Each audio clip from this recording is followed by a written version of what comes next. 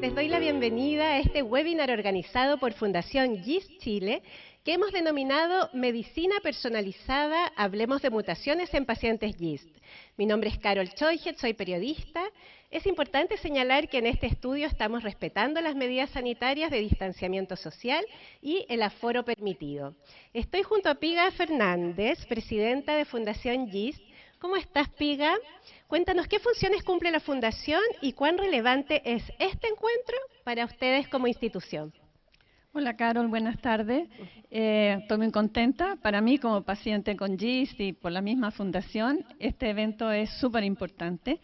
Y quiero partir agradeciéndote a ti, una vez más nos acompañas en estas locuras que hacemos nosotros, agradeciendo a todos los que hoy nos acompañan, agradeciendo a la Agencia Pistacho por todo el trabajo que ha hecho para realizar este seminario, agradeciendo a nuestros expositores, el doctor Marcelo Garrido y Denise Montoya, y también agradeciendo a quienes nos patrocinan, al Centro Avanzado de Enfermedades Crónicas, ACDIS, a Chago, la Asociación Chilena de Agrupaciones Oncológicas, a The LifeRAF Group, que es una organización internacional que apoya a pacientes con GIST, y especialmente agradecer al laboratorio Pfizer, que siempre ha confiado en nosotros, en nuestro trabajo, y nos ha apoyado para realizar nuestros proyectos y nuestros sueños. Quiero declarar también que Fundación GIST Chile ha tenido total independencia para organizar y realizar este evento. Para los que no nos conocen, la Fundación GIST Chile nace en el año 2014 con la idea de apoyar a los pacientes con GIST y con otro tipo de cánceres gastrointestinales. Y nuestro objetivo es mejorar la calidad de vida y sobrevida de los pacientes, especialmente para que tengan sus diagnósticos y sus tratamientos apropiados. Y lo hacemos trabajando en 4 áreas principalmente, una que es el acompañamiento, la educación y la información, la abogacía y también apoyando la investigación. Y es por eso que este proyecto es tan importante, porque abarca todas las áreas de nuestro trabajo. Excelente, muchas gracias, Piga. Queremos agradecer a todos quienes se están integrando a nuestra transmisión. Y para comenzar les doy un poco de contexto y datos. Los tumores del estroma gastrointestinal o GIST son tumores relativamente raros. Aunque son más frecuentes en el estómago, pueden afectar cualquier órgano del tracto gastrointestinal. Recientemente se ha visto un marcado aumento en la incidencia mundial de GIST, principalmente debido a mejoras en su diagnóstico. En Chile faltan datos sobre la incidencia y prevalencia de GIST. Sin embargo, las estimaciones actuales indican que aproximadamente 250 nuevos pacientes con GIST son diagnosticados cada año. Dado que no hay informes formales sobre la prevalencia o incidencia de los GIST en Chile o en América Latina, las variables clínicas de la enfermedad permanecen indeterminadas. Del mismo modo, la prevalencia de mutaciones específicas de GIST es desconocida. Una evaluación del estado mutacional es clave para identificar posibles respondedores a las terapias basadas en fármacos inhibidores de tirosina quinasa. A pesar de su utilidad y relevancia para el tratamiento del paciente, quizás por desconocimiento o por su valor, estos estudios no se realizan en forma habitual y rutinaria. Es por eso que hoy queremos visibilizar que para responder a estas inquietudes se ha desarrollado un proyecto de investigación para establecer un registro genómico de pacientes con tumores del estroma gastrointestinal. Este es un estudio observacional, multicéntrico de pacientes chilenos con esta patología, y los datos se extraerán de los registros médicos de los pacientes residentes en Chile que asisten a los centros de reclutamiento con enfermedad histológicamente confirmada, con o sin tratamiento, que se hayan enrolado debidamente para su efecto. El objetivo principal de este estudio es determinar las características clínicas y moleculares de los pacientes chilenos con tumores del estroma gastrointestinal.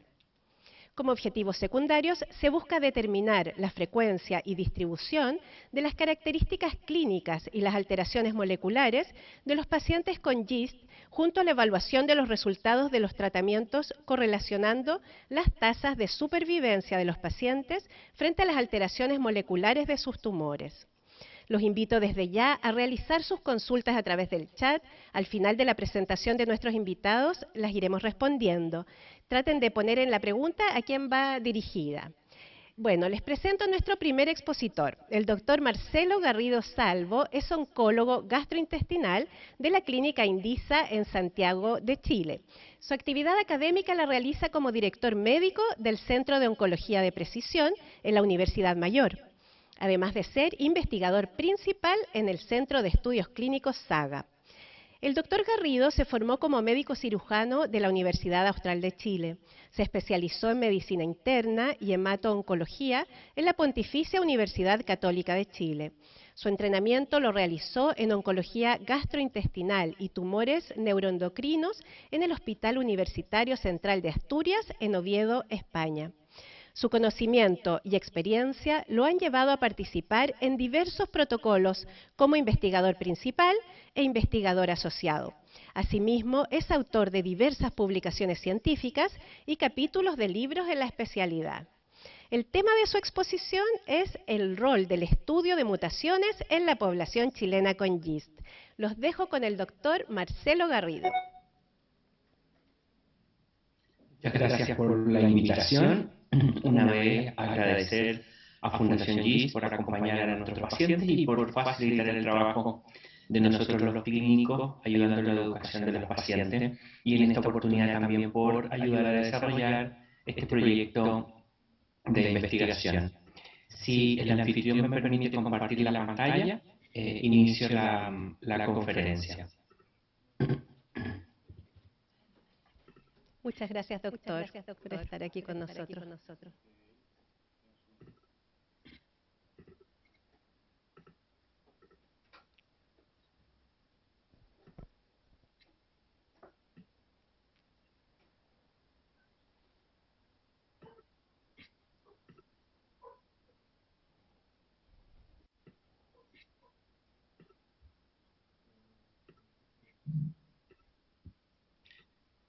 Bien, ahí ya pude compartir la presentación.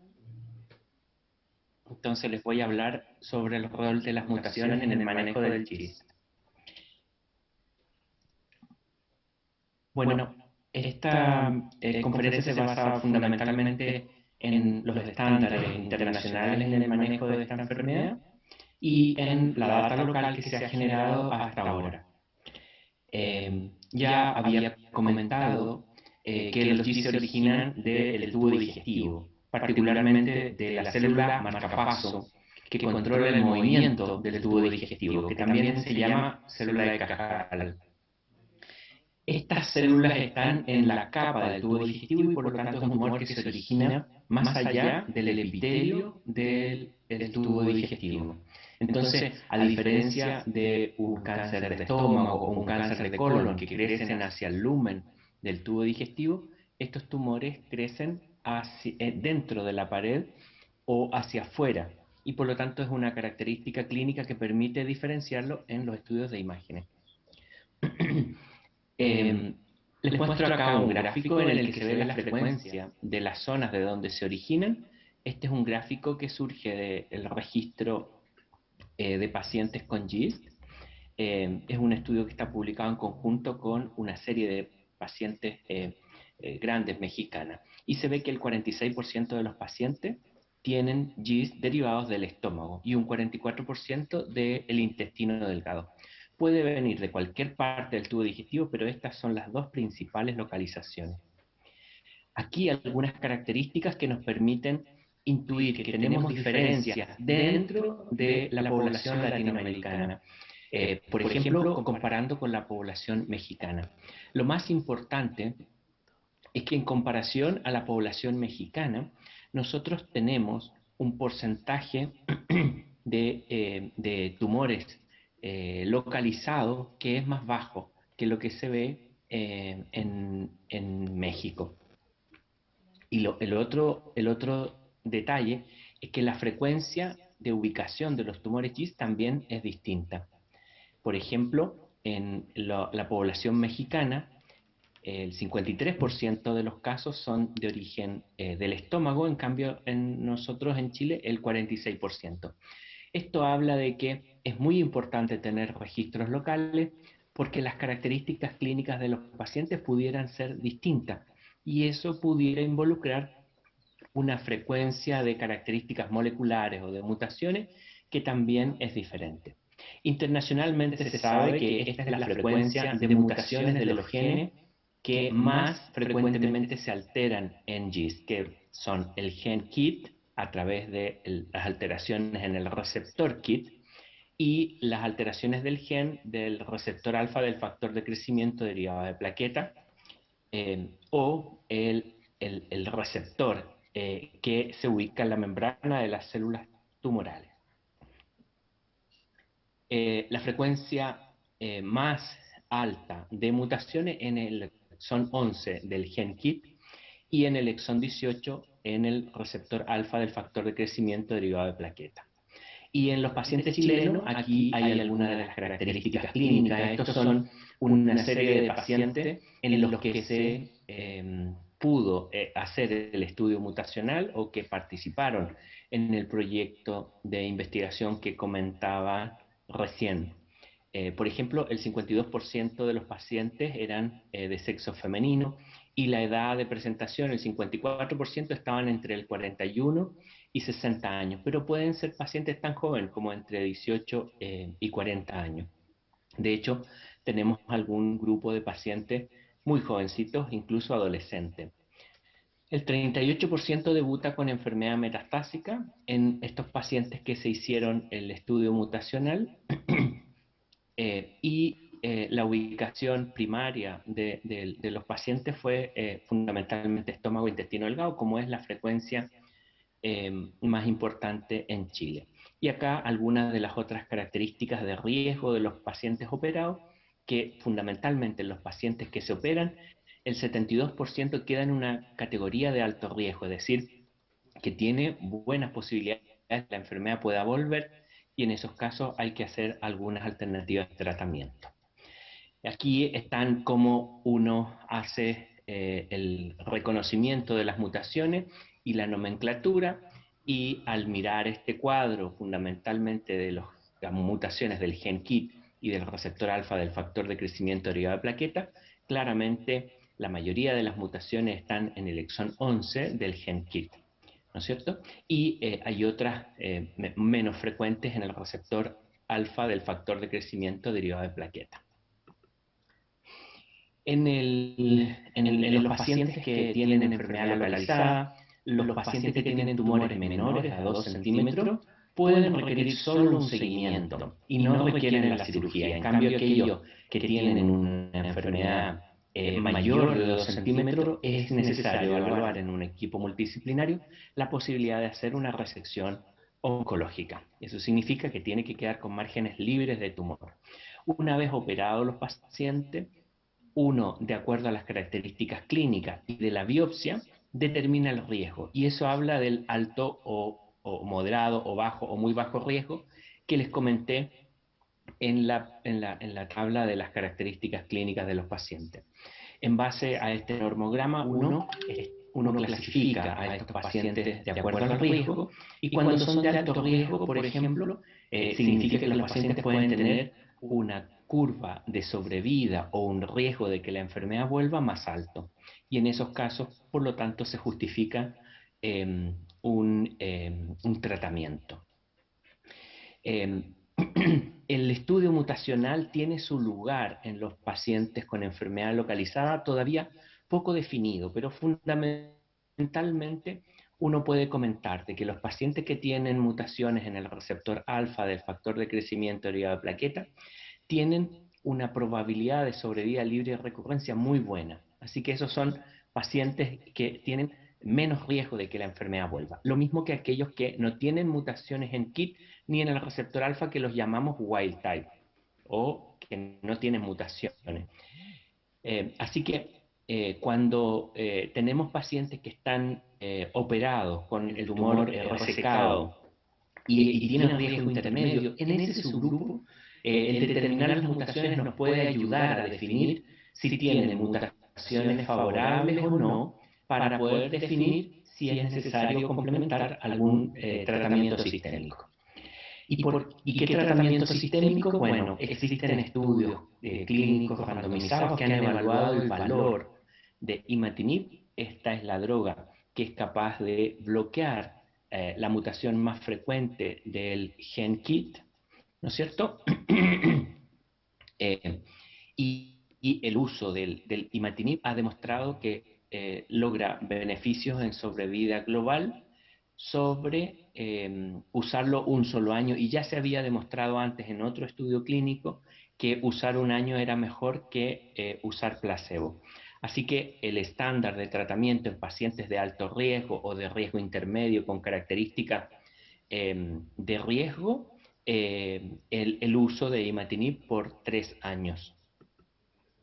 En cambio, cuando la enfermedad debuta metastásico, el tratamiento de primera línea es imatinib. Esto ya es un estándar prácticamente del año 2002 en que se publicaron los resultados del imatinib con prácticamente un 80% de los pacientes con control de enfermedad.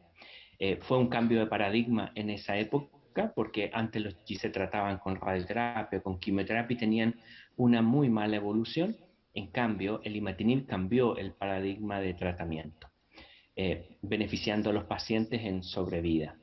Tanto es así que esta es una publicación en la Revista Médica de Chile del año 2007, en que presentábamos casos de GIS con estabilización de la enfermedad por largo periodo, y es por eso que esta enfermedad pasó de ser una enfermedad muy difícil de tratar y compleja a ser una enfermedad en que los pacientes tienen larga sobrevida y muy buenas posibilidades de control de la enfermedad, aunque tengan metástasis. Pero los pacientes pueden desarrollar resistencia a los tratamientos.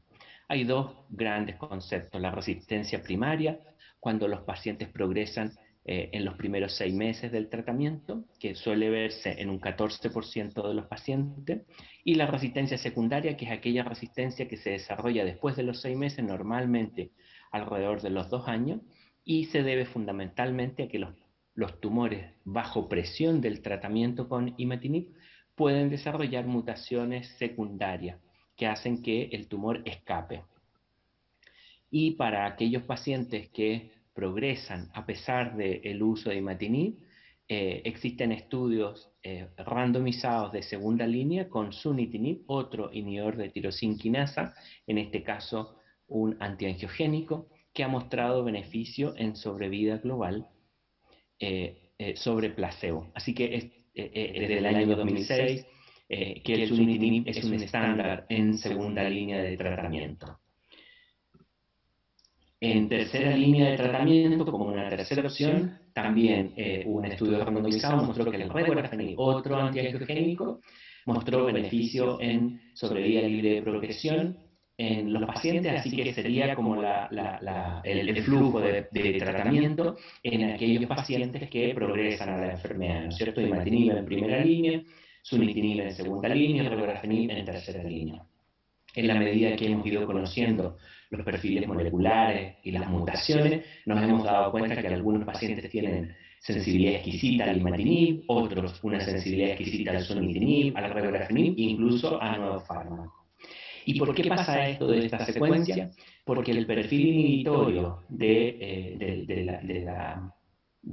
moléculas asociadas a los GIS es mucho más amplio con el sunitinib y con el regorafenib que con el imatinib. Por eso es que se van usando en secuencia. Pero hemos también aprendido que bajo mutaciones específicas los pacientes pueden tener sensibilidad exquisita a otros fármacos. Por ejemplo, este es el avapritinib, que mostró una muy buena posibilidad de control de la enfermedad en el estudio Navigator, en pacientes que tienen la mutación del receptor alfa del factor de crecimiento derivado de plaqueta, la llamada D842B, que era una mutación que era resistente al imatinib y al sunitinib.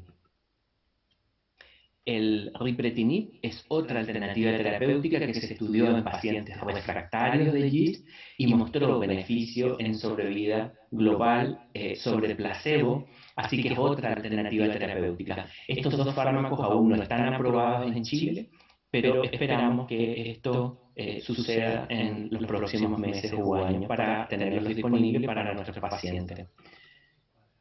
Aquí algunas de las características del estudio de ripretinib, que fundamentalmente tiene frecuentemente efectos secundarios de bajo grado, es decir, fáciles de manejar, y pocas veces toxicidades que son más pesadas, las que nosotros llamamos grado 3 o grado 4, con características muy parecidas a todos los otros fármacos inhibidores de tirosinquinasa, que son fármacos orales, que tienen toxicidad frecuente, pero que es fácil de manejar. Lamentablemente hay pacientes que no tienen ninguna de estas mutaciones, no tienen las mutaciones de KIT ni del receptor alfa, como para poder orientar alguno de estos tratamientos. A eso les llamamos wild type, ¿no es cierto? Porque no se encuentran mutaciones en estos dos, y uno tiene un enfoque clínico un poco distinto para poder encajarlos en algunos cuadros clínicos. Y fundamentalmente son asociados a deficiencias de un complejo enzimático que existe en los tumores, que son la succinato deshidrogenasa, o aquellos que no la tienen asociados a otras mutaciones como de neurofibromatosis o de BRAF. De esa forma uno puede determinar ya con los estudios más genómicos de mutaciones de alta sensibilidad, podría determinar que los pacientes que son wild type en verdad sí tienen alteraciones en otros genes, como BRAF, los succinatos de deshidrogenasa, como les dije, HRAS, NRAS, o neurofibromatosis, de tal manera que en este subgrupo de los que son llamados wild type, uno puede buscar alteraciones moleculares por otras vías y poder incluso determinar que si son sensibles a algún nuevo tratamiento en la línea oncológica. Por ejemplo, en la población chilena, acá están cómo se distribuye la frecuencia de las mutaciones, y por ejemplo el exón 9 es sensible. Los pacientes que tienen mutaciones KIT en el exón 9 son sensibles a imatinib en dosis alta de 800 miligramos, a diferencia del exón 11, en que son sensibles solo con los 400 miligramos. Y por ejemplo en KIT, en el exón 13 o el exón 17, son resistentes a imatinib. Y el exón 17, por ejemplo, son resistentes a imatinib y sunitinib, y en ese caso son sensibles al regorafenib. Y viceversa. Por ejemplo, los pacientes wild type son resistentes a imatinib, y uno puede tener un enfoque de entrada con sunitinib. Nos llama la atención en lo que llevamos del estudio que más o menos el 30% de los pacientes no tiene mutaciones ni de KIT ni de receptor alfa, los que se llaman wild type, y en ese caso potencialmente uno debería partir con sunitinib. Bueno, esto es lo que les quería presentar, y estoy disponible para las dudas. Entonces las mutaciones nos ayudan a guiar el manejo clínico, como les había comentado. Cuando hay mutaciones habituales, ¿no es cierto? Uno empieza a usar la secuencia, uno usa la secuencia de imatinib, sunitinib, regorafenib, y más nuevo y todavía no disponible en Chile, el ripretinib. Cuando hay mutaciones en el receptor alfa, exón 18, la D842B sería avapritinib, ¿no es cierto?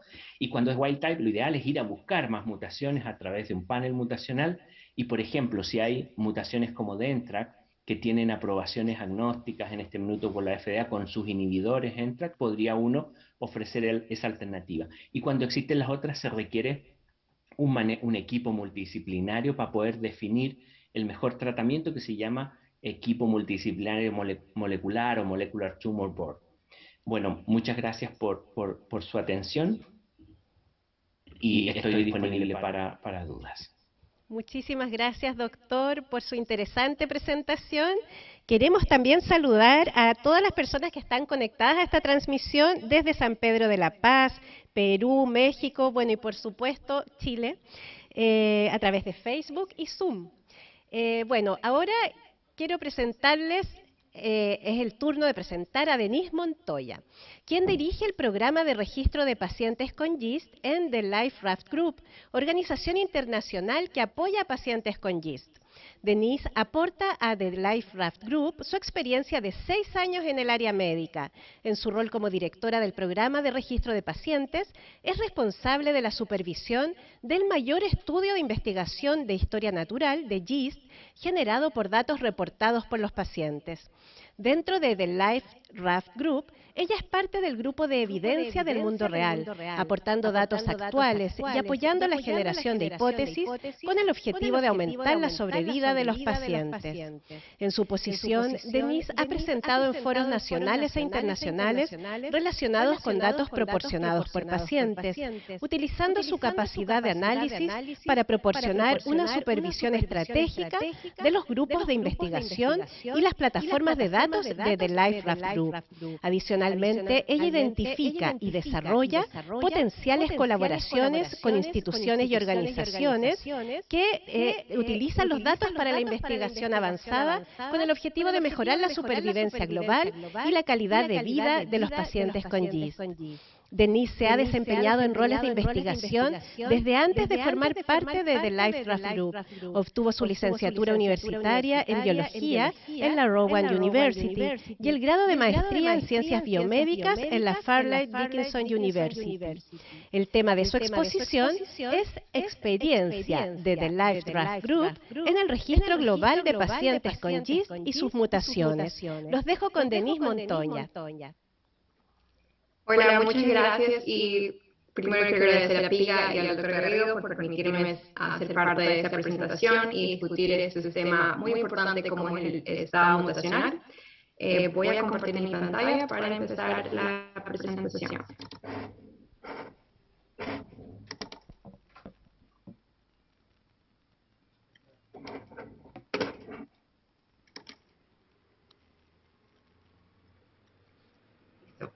Hoy voy a comentar acerca de la experiencia de Life Raft Group en el registro global de pacientes con GIST y sus mutaciones. El registro de pacientes de GIST es uno de los registros más grandes a nivel global, con más de 2.400 pacientes de 90 países. Contamos con 800 tejidos de parafina que están asociados con detalles clínicos que nos ayudan en nuestro desarrollo de investigación a nivel genético y biológico del GIST. Nuestro registro de pacientes colecta más de 400 campos de data, donde analizamos datos clínicos, patológicos, tratamientos y alteraciones genómicas a lo largo de la jornada de los pacientes.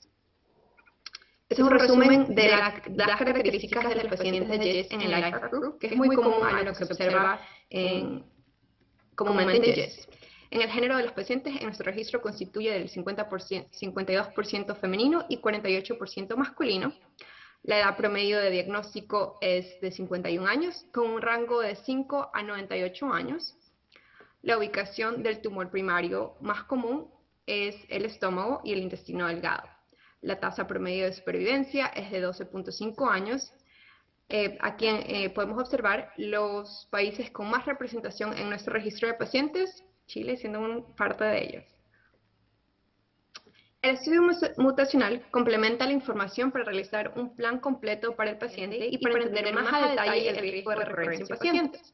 Por eso las guías clínicas del National Comprehensive Cancer Network recomiendan que se debe realizar pruebas de mutación de KIT y PTGFR si parte del plan de tratamiento para los pacientes metastásicos incluye la utilización de TKIs, ya que la presencia de mutaciones o ausencia de mutaciones en regiones específicas de los genes KIT y PTGFR se correlacionan con la respuesta o falta de respuesta de los TKIs específicos.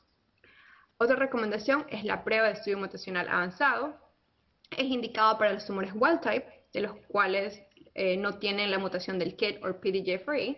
Las pruebas incluyen la evaluación de la deficiencia del SDHP por inmunohistoquímica para tumores gástricos y pruebas de Next Generation Sequencing para la identificación potencial de una terapia dirigida. El data del Life Raft Group tuvo una influencia grande en la nueva adaptación y cambios de este tipo de guía, ya que demostramos que el uso del SDHP por inmunohistochemistry tiene una correlación con una posible diferencia de SDH en pacientes con tumores gástricos. A pesar de las recomendaciones de las guías globales, el índice de los estudios mutacionales a nivel global no es alto. Aproximadamente 20% de pacientes con GIST han recibido estudios mutacionales. Sin embargo, hemos observado que los pacientes que son miembros de la IFRAF Group tienen un índice de porcentaje de estado mutacional más alto.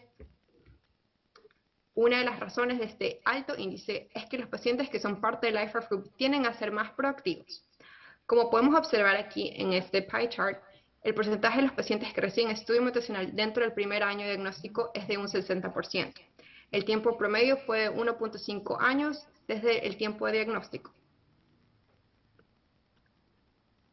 El perfil de mutación de los pacientes de la LRG es consistente a lo que vemos comúnmente en GIST. Pacientes con mutaciones en el gen KIT constituyen el mayor porcentaje de mutaciones, seguido por la mutación del gen PDGFR. Entre el gen KIT, el exón más común es el exón 11, con un 61.5%. En el PDGFR, que es un 8%, el más común es el exón 18, comúnmente con un DA42B, el 34% de pacientes, más común con este tipo de genes. Nuestro campo de data también incluye otros tipos de mutaciones como el SDH, tenemos wild type, tenemos BRAF, NF1, y todos esos constituyen al wild type, no a los pacientes con KIT o PDGFR. Durante las últimas 2 décadas, los tumores GIST han evolucionado con características clínicas y moleculares bien definidas, para los cuales se encuentran disponibles múltiples líneas de terapias dirigidas. En GIST tenemos 4 tratamientos aprobados por la FDA. Estos son imatinib para la primera línea, sunitinib para la segunda línea, regorafenib para la tercera línea, Qinlock ripretinib para la cuarta línea, y el último es avapritinib, que como mencionó el Dr. Garrido, fue aprobado para los pacientes de PDGFR exon 18 DA42B. Es importante mencionar que esta lista es solo aprobada para los Estados Unidos y entendemos que hay limitaciones en distintos países y no hay disponibilidad para todos los países. Pero ahora que los tratamientos en el campo oncológico de GIST han evolucionado y tienen un enfoque terapéutico a futuro basado en las mutaciones, en los Estados Unidos se observa la medicina personalizada está tomando un rumbo importante en GIST. Se observan más terapias oncológicas basadas en el perfil mutacional del paciente. Por ejemplo, tenemos los pacientes con el PDGFR exon 18 que tienen ahora un avance avanzado con avapritinib, algo que no se veía antes. También podemos observar que más clinical trials están siendo compuestos por los perfiles de mutación. Pero ahora que hemos demostrado los detalles genéticos y biológicos de los tumores GIST, hablemos de la importancia del mutational testing. El equipo de ciencias e investigaciones analizó el mediano de sobrevida global en pacientes del LRG. Como podemos observar, encontramos un p-value que es estadísticamente significativo con relación a un aumento de supervivencia global en pacientes con estudio mutacional. Pacientes con estado mutacional mostraron una mediana de sobrevida global de 22.5 años a comparación de los pacientes que no recibieron estudios mutacionales. Como podemos observar, los pacientes con estudio mutacional tuvieron un año de 22.5 a comparación de 10.3 para los pacientes que no obtuvieron estudios mutacionales. Luego de ver estos resultados, analizamos la sobrevida global de todos los pacientes metastáticos y encontramos un p-value que sumamente es estadísticamente significativo con relación a un aumento de la supervivencia global en pacientes con estudio mutacional, a comparación de los pacientes que no recibieron estudios mutacionales.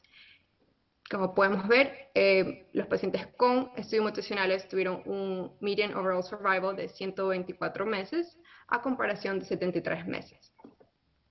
Entonces, el estudio mutacional antes de la terapia dirigida son crucial para identificar el beneficio clínico de medicamentos específicos contra el GIST. Aunque el NCCN Guideline recomienda enfáticamente las pruebas de mutación para el manejo óptimo de los GIST, muchos pacientes con GIST todavía no se han sometido a un estudio mutacional ni a ningún tipo de tratamiento guiado por mutaciones. Con eso en mente, el IFRAF Group decidió conducir un estudio en donde queríamos asesorar las limitaciones al acceso a estudios mutacionales en pacientes con GIST. El objetivo de esta encuesta fue analizar los diferentes factores que pueden tener impacto en el acceso a estudios mutacionales. 295 pacientes participaron, todos de los Estados Unidos. Los resultados de esta encuesta fueron muy comunes, pero tuvieron un final distinto. El primero que podemos observar es que la recomendación del oncólogo fue el 54%. La recomendación de LRG para los miembros del LRG tuvo un impacto en el acceso al estudio mutacional. Y el último fue el paciente con 22%. La educación del paciente y el conocimiento del paciente fue importante, ya que en muchos casos el paciente sí recibió estudio mutacional, pero no lo sabía. Uno de los hallazgos más importantes fue que las pruebas mutacionales dieron como resultado cambios de tratamiento en 25% de los casos.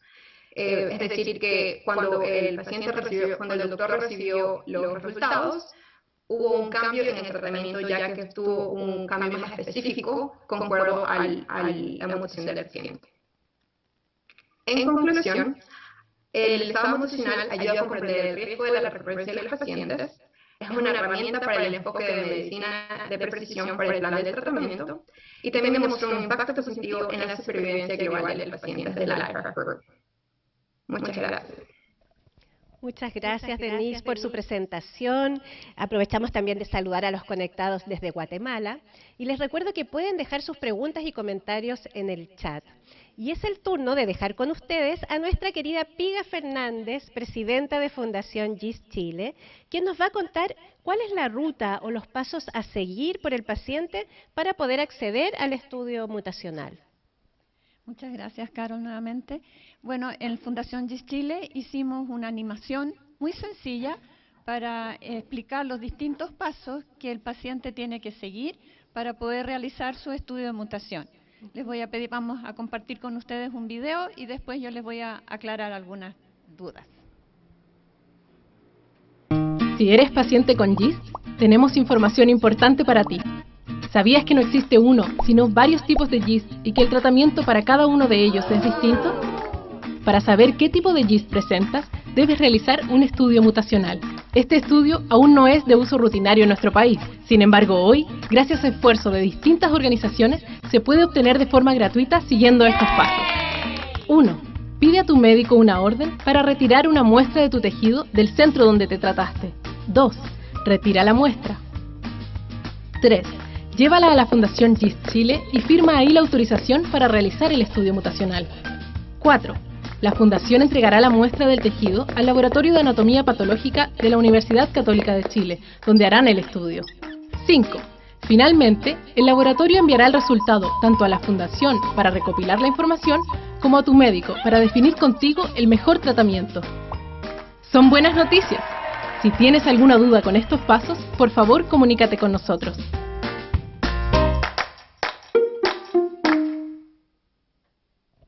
Bueno, a la animación solo les quería hacer una aclaración, que algunos laboratorios de anatomía patológica de los distintos hospitales les piden al paciente una orden de un médico para poder entregarle su muestra de tejido. No siempre pasa, pero para ahorrar tiempo es mejor que cuando vayan a retirarlo lleven esa orden. Y lo otro es que nosotros en la Fundación recibimos todos los documentos que son necesarios y la muestra de tejido, y todo eso lo llevamos al Laboratorio de Anatomía Patológica de la Universidad Católica, como les demostrábamos en el video, y una vez que están los resultados, nosotros se los hacemos llegar tanto al paciente como al médico tratante. Pero lo principal es que les queremos transmitir que nosotros invitamos a los pacientes a que se inscriban en la Fundación y durante todo este proceso los estamos acompañando para aclarar sus dudas y cualquier pregunta que puedan tener o dudas, ahí vamos a estar siempre acompañándolos y apoyándolos. Perfecto, muchas gracias, Piga. Daremos inicio ahora a la formulación de las preguntas que nos han llegado. Puede contestar cualquiera de los expositores, a menos que alguna vaya dirigida, pero en cuyo caso, de todos modos, si el otro expositor quiere complementar, por supuesto, es bienvenido o bienvenida. Ya nos llegó una pregunta de Arturo Santamaría desde Perú. Dice, buenas tardes, felicitar al doctor por la exposición. Mi madre estuvo con 3 años con imatinib de 400 miligramos. Luego el tumor creció y hace paciente 1,5 está con sunitinib de 25 miligramos y el tumor no ha crecido. Mi pregunta es, si existen casos de que el tumor mute y vuelva a ser sensible al imatinib, es decir, si el imatinib puede ser efectivo en una siguiente mutación. Doctor, si quiere comenzar usted con la respuesta. Perfecto, es un caso muy interesante y esto se da en la práctica habitual. Entonces, si el paciente tiene enfermedad controlada con sunitinib, evidentemente la tiene que mantener. Por eso es que el sunitinib está aprobado en segunda línea, porque el estudio clínico demostró su efectividad. Y eso se está demostrando en la práctica habitual en lo que comenta el paciente. Lo ideal sería que el paciente pudiera acceder a algún estudio mutacional para saber qué tipo de alteración es la que tiene, porque ahí uno podría entender por qué está yendo bien con sunitinib y por qué progresó al imatinib. Sin lugar a duda que eso sería la situación ideal. Pero si no pudiera acceder por algún motivo, porque yo desconozco cómo se está haciendo esto en Perú, el hecho de que esté respondiendo bien al sunitinib habría que permitir mantenerlo. Existen estudios también de la reexposición al imatinib, así que está autorizado que en pacientes que pasaron por otras líneas de tratamiento distintas al imatinib, más adelante uno puede volver a usarlo. Pero en ese caso yo le recomendaría tratar de conseguir, si en la medida de lo posible, tener su mutación del tumor, porque de esa manera uno sabe que si tiene mutaciones que son sensibles a imatinib, con mayor seguridad uno lo puede reexponer, o modificar la dosis de imatinib si la situación clínica lo amerita. Perfecto, muchas gracias, doctor. Doctor, otra pregunta, ¿es útil realizar el estudio de mutaciones en pacientes operados o solo en aquellos que se encuentran en estado metastásico? En estricto rigor, obligados los médicos estaríamos para hacerlo en los pacientes metastásicos, pero en la medida que hemos ido haciendo estudios mutacionales en pacientes con tumores operados, nos hemos dado cuenta que nos ayuda en la toma de decisiones, especialmente en los pacientes que quedan calificados como de riesgo intermedio, porque evidentemente si el riesgo es muy bajo de recurrencia, es muy fácil la toma de decisión de solo hacer seguimiento y no dar ningún tratamiento. Pero cuando califican como de riesgo intermedio, uno no sabe muy bien si tiene características de bajo riesgo o en verdad se nos está escapando algo y ese paciente tiene alto riesgo. Y en ese caso, el estudio mutacional le ayuda al médico en la toma de decisiones. Ya. Doctor, ¿hay diferentes técnicas para detectar las mutaciones? Sin duda, hay distintas técnicas. Yo creo que Denise tiene más expertise en el apoyo técnico para detectar mutaciones, así que Denise, si nos puedes ayudar. Así es, gracias, doctor Garrido. Hay distintas técnicas para los estudios mutacionales. Para ser un poco básicos, hay dos tipos. Tenemos el Basic Mutational Testing o el estado mutacional básico, que se basa en estudiar genes específicos. Usualmente el más común es KIT y PDFGRA. Y en algunos casos utilizan BRAF, otro gene. Usualmente es un rango más pequeño. Luego tenemos el avanzado, que se llama Next Generation Sequencing, y el objetivo de eso es analizar genes con mucho más amplios. Usualmente son de 600 a 2000 tipos de genes. Otro tipo de análisis se llama el análisis genético, y este es recomendado para pacientes con tipos de mutaciones como SDH o NF1, que son mutaciones con cuerdas genéticas, que puede ser inherited con familias. Entonces, esos son los tres tipos de estados mutacionales y todos esos se pueden hacer con tejidos de parafina o con el genético, y el avanzado se puede hacer con sangre. Perfecto. De aquí, no sé, el que quiera responder. ¿La ley Ricarte-Soto requiere de un estudio mutacional, por ejemplo, para ofrecer cobertura? El que quiere responde. Sí, no, definitivamente yo, porque la ley Ricarte-Soto es parte de la legislación chilena, pobre Denise, no está involucrada en eso. La ley Ricardo-Soto es una ley universal que, gracias a Dios, permite el acceso a los pacientes con GIS metastásico para imatinib y sunitinib. Ha sido, en verdad, una gran ayuda para los pacientes con GIS en Chile porque los fármacos son de alto costo. El estudio mutacional llegó a ser un estándar cuando la ley Ricardo-Soto ya estaba definida, por lo tanto, no hay ningún criterio en la ley para incluir el estudio mutacional. Sin duda que se hacen revisiones anualmente de esto y seguramente se va a incorporar en el análisis anual que se hace de los estudios adicionales que se pueden hacer, pero hasta ahora no está incluido. Pero sin lugar a duda que nos ha ayudado mucho para el acceso del fármaco.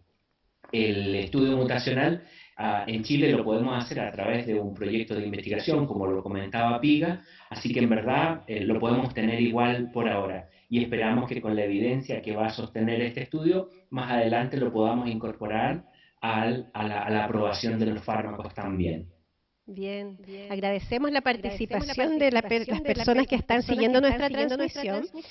Aquí alguien pregunta, ¿la mutación cambia con el tiempo? Es una pregunta para el doctor. Sí, yo creo que aquí podemos responder los dos, pero como comentaba, los pacientes pueden tener mutaciones, drivers desde el diagnóstico de su enfermedad y en la medida que la enfermedad va evolucionando puede tener cambios en esas mutaciones. Pueden agregarse mutaciones asociadas, incluso generarse mutaciones por la presión del tratamiento. No sé, Denise, si tú podrías complementar esta respuesta comentando cuáles son las mutaciones más frecuentes que ustedes detectan en pacientes que están bajo tratamiento, mutaciones secundarias, por ejemplo. Así es. Las mutaciones secundarias más comunes son las del exon 17 y el exon 13. El exon 17 y el exon 13. Son mutaciones muy comunes, se ven en pacientes avanzados o metastáticos. El lugar más común de una metastasis es el hígado, por eso es recomendado por los guidelines que cada vez que el paciente es metastático es importante realizar un estudio mutacional para observar si la mutación del paciente o la biología del tumor ha cambiado. Perfecto. Aquí Ingrid Betancourt, se me corrió. Irene Betancourt, un comentario de Irene Betancourt que nos está viendo. Dice, yo tengo 1 año y medio tomando imatinib y sí ha disminuido la medida del tumor. Qué bueno, nos alegramos mucho. Juan Enríquez comenta, felicitaciones a los expositores, todo muy claro. Gracias, Gisile. Saludos desde Talca. Bueno, y tenemos más preguntas. Por ejemplo, ¿qué tipo de muestras se requiere para estos estudios? ¿Al doctor puede ser?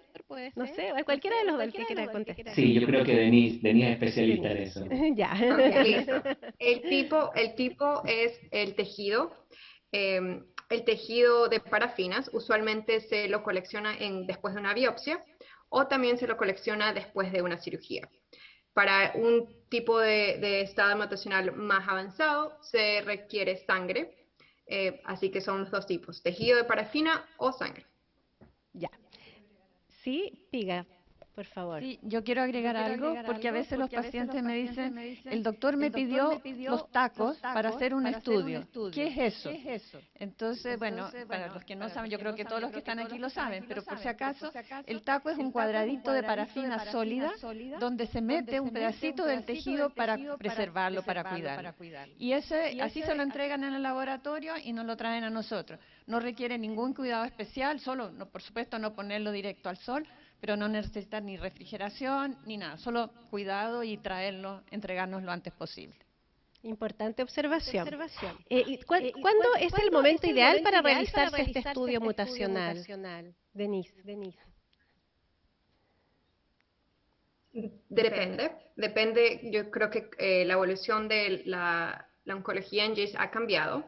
Depende del riesgo de recurrencia para pacientes con tumores pequeños es distinto, pero para pacientes con metastáticos que están en un plan de tratamiento es importante acceder al estudio mutacional para entender toda la biología del paciente, entender el tipo de tratamiento que es adecuado para el paciente, pero voy a referir esta pregunta también para el doctor Garrido, que él es el experto en esto.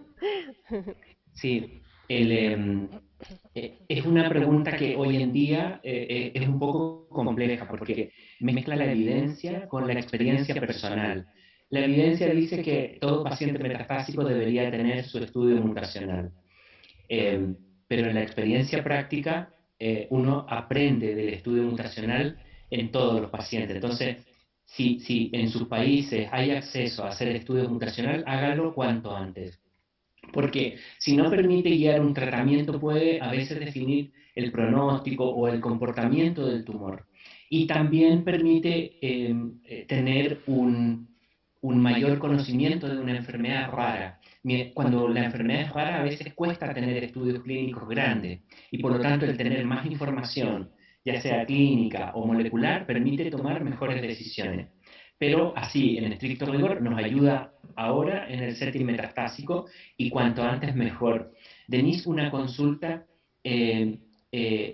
¿Tú estás de acuerdo en que el paciente metastásico cuanto antes debería hacérselo, ¿no es cierto? No cuando empieza a progresar a un tratamiento.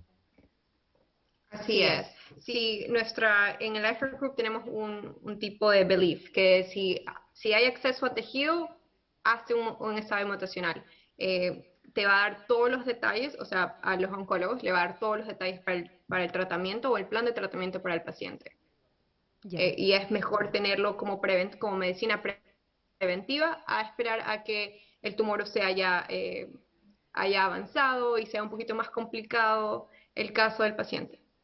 Gracias. Justo ahora nos llega otra pregunta. Dice, si fui operado de GIST y ya estoy recibiendo imatinib, ¿es necesario que me haga un estudio mutacional? Si fue operado de GIST y resecado completamente y está recibiendo tratamiento, lo más probable es que tenga una enfermedad calificada como de alto riesgo. Yo le aconsejo que tenga su estudio mutacional. Ahora tenemos tiempo para hacerlo, porque si la enfermedad vuelve a aparecer más adelante y se transforma en metastásica, entonces ahí uno empieza a correr, a buscar dónde está el tejido, y es mejor no hacer esto de forma apresurada. Ya. Otra persona dice, ya tengo mi resultado de estudio mutacional, ¿qué debo hacer ahora? ¿Tiene algo que hacer el paciente o eso ya se entrega a los especialistas? Bueno, si tiene el resultado de su mutación, lo que tiene que hacer es conversarlo con su médico para que él tome la decisión de qué es lo que tiene que hacer con el tratamiento. Mira, aquí Andy Osomor dice, después del tratamiento, ¿es posible tener hijos? Esa es una pregunta muy difícil. Los inhibidores de tirosina quinasa en general fueron aprobados en estudios clínicos en los que se pedía a los pacientes incluidos que no se embarazasen, porque los inhibidores de tirosina quinasa suelen ser antiangiogénicos y pueden producir o pérdida de los embriones o pérdida fetal y malformaciones.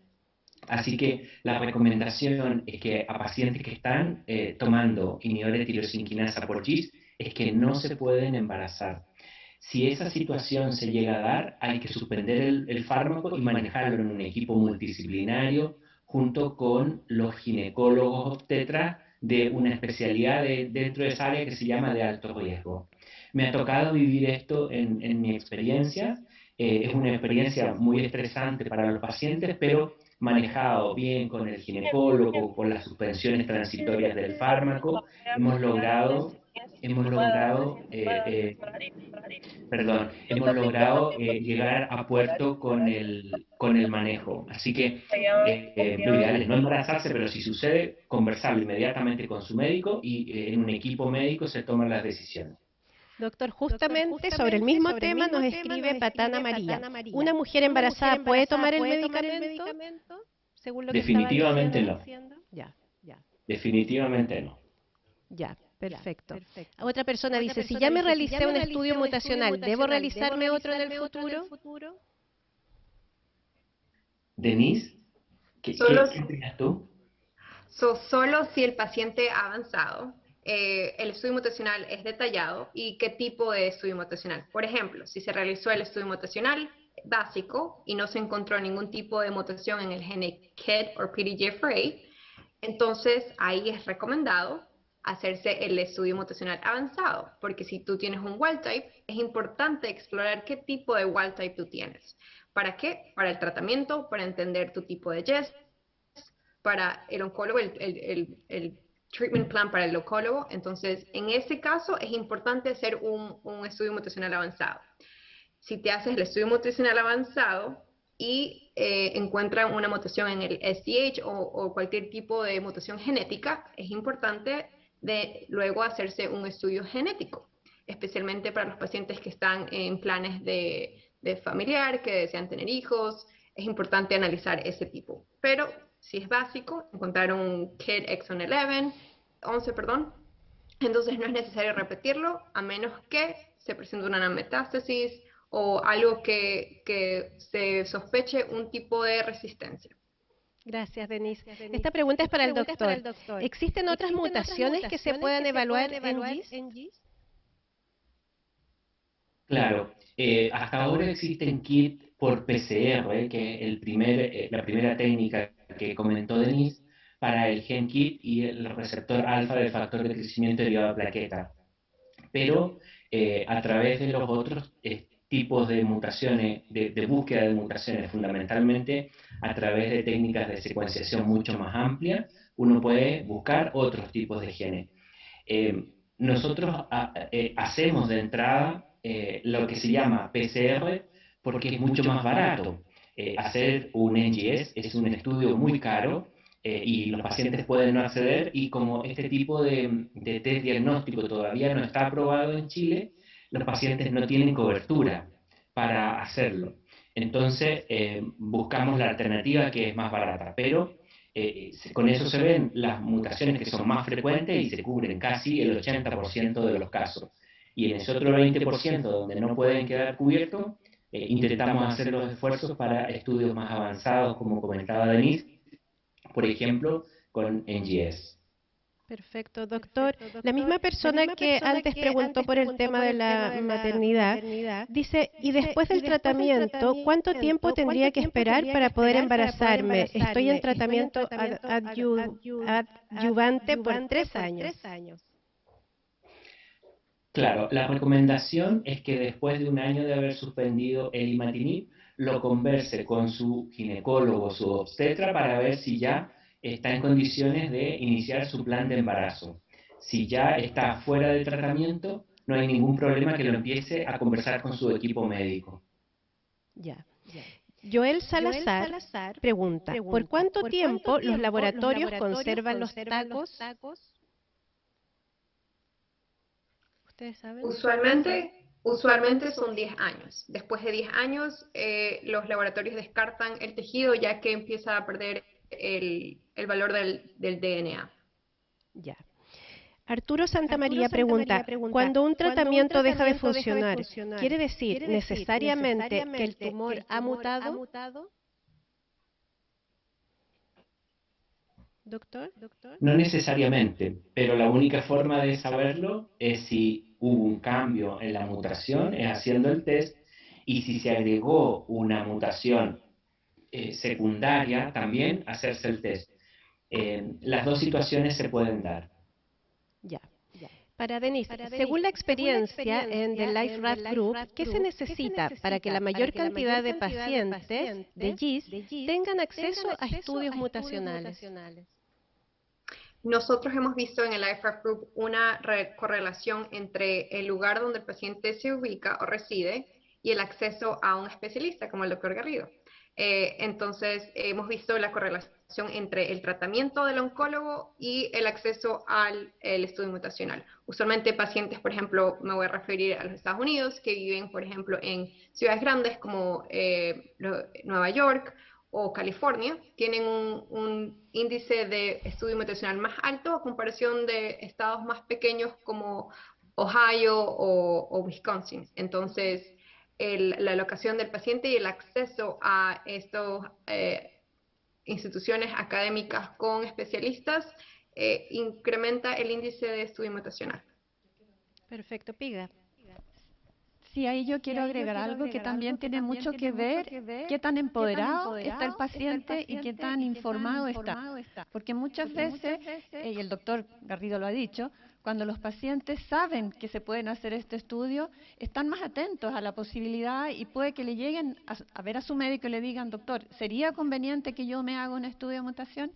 Entonces yo creo que también eso es súper importante, que los pacientes nos eduquemos, nos informemos para ser estar más empoderados en lo que es nuestro tratamiento y el manejo de nuestra enfermedad. Bien. Piga, sabes que se nos está acabando el tiempo, ha pasado volando, estamos llegando al final de este encuentro. Agradecemos mucho a los expositores, por supuesto, y a todos quienes se conectaron, por supuesto a nuestros patrocinadores como el Centro Avanzado de Enfermedades Crónicas, ACDIS, la Asociación Chilena de Agrupaciones Oncológicas, ACHAGO, The Life Rat Group y muy especialmente al Laboratorio Pfizer. Muchas gracias a todos ustedes por conectarse y a ti, Piga, por estar aquí con nosotros. Bueno, muchas gracias. Yo feliz de estar acá. Para mí esto me encanta poder estar con todos los pacientes y transmitirles la mayor información posible. Así es que muy contenta, agradecer igual que Carol a todos los que nos acompañaron hoy día. Y también, yo también en forma personal y desde Fundación Chile, agradecer primero al doctor Garrido, a Denise por estar esta noche con nosotros y al Laboratorio Pfizer, porque como les dije al principio, nos han apoyado, han creído en nuestro trabajo, confían en nosotros, así que muy agradecida y aprovecho también de dejar súper claro que Fundación GIST Chile ha tenido total libertad tanto en el desarrollo de este seminario como en la organización previa. Así es que no me queda nada más que darle a todos muchas gracias. Nos despedimos, muchas gracias a todos los conectados, esperamos que esta información haya sido de mucha utilidad para ustedes. Les recordamos que quedará disponible en Facebook de Fundación GIST Chile y que en el sitio web pueden encontrar mayor información si quieren profundizar en el tema. Muy buenas tardes y hasta la próxima, doctor y Denise. Que estén muy bien. Chao, Piga. Chao, muchísimas gracias.